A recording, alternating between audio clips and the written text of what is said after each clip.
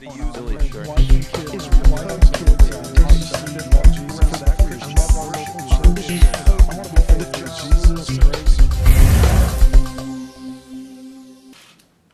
There is no briefing from far away that can capture the scenes along our border.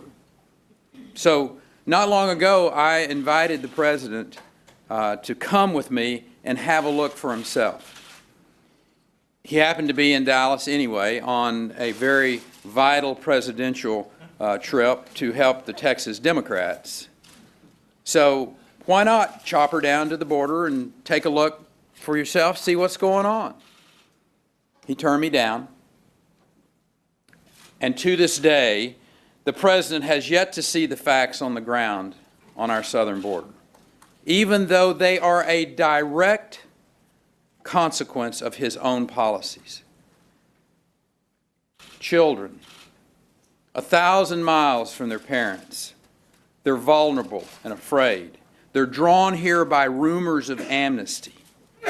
There are these coyotes, there's smugglers, there's the gang members and lowlifes of other farms who are exploiting these children. And mind you, the unaccompanied children you've been reading about are just 20% of those illegally crossing the border. Many are adults.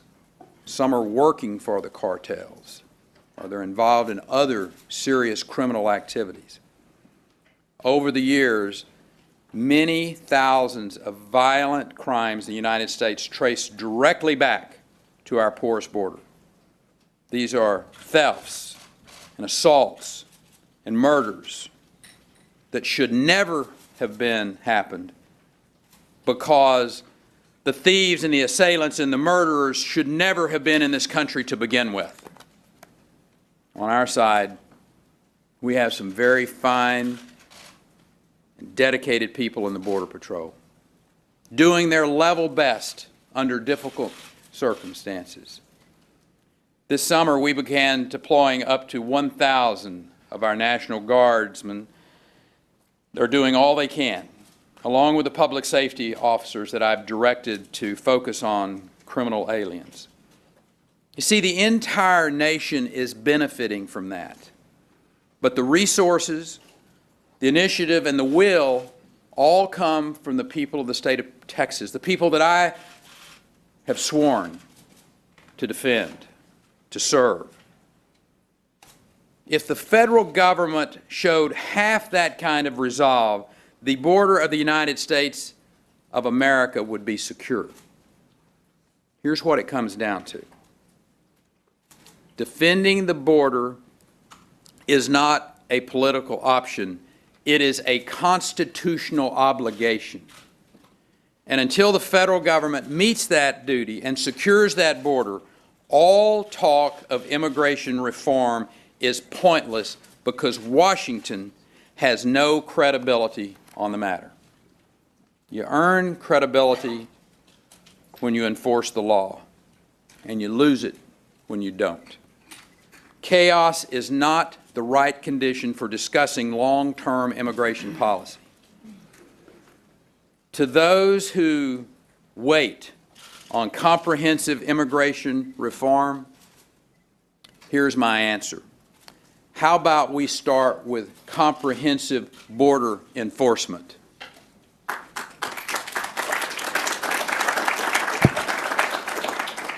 Border security, after all, is the nearest front of national security. And I'm sorry to relate that this front is today largely undefended. So many people come across the border without us ever knowing about it.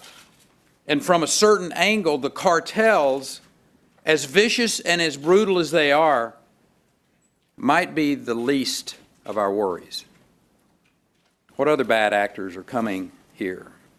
Or for that matter, have arrived already? Where'd they come from? What'd they bring with them?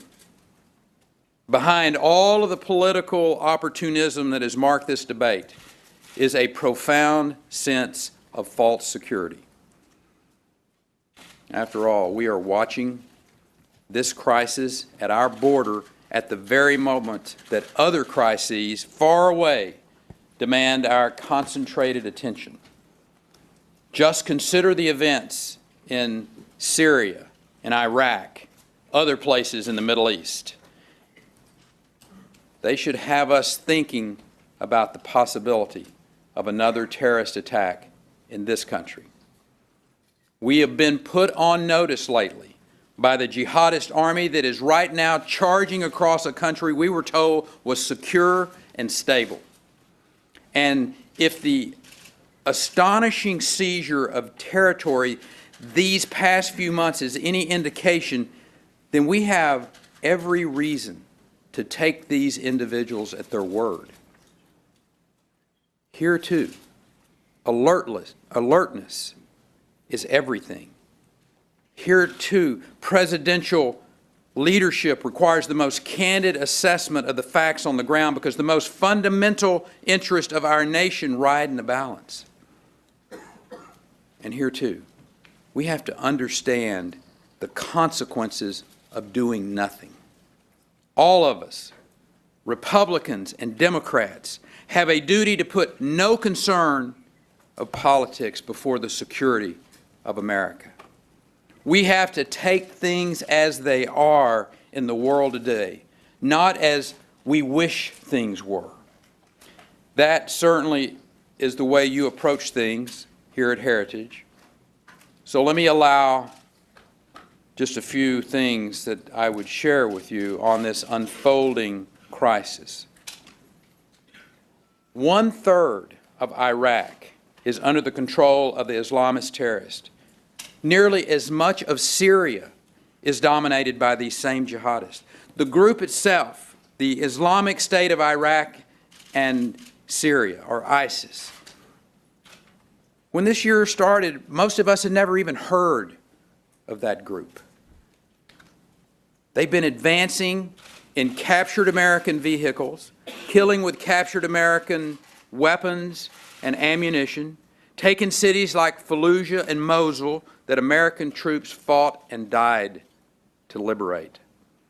All of this and more has happened just since June. And as the terrorists see it, they have had a triumphant summer, complete with this long-awaited caliphate. From far and wide, recruits are now flooding into Iraq, into Syria, to join in the offensive.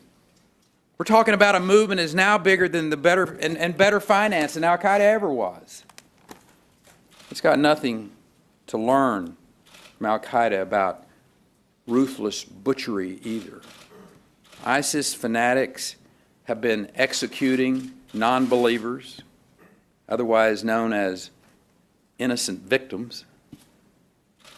The poor souls who didn't get away have met the worst of fates: beheadings, rape, enslavement, crucifixions.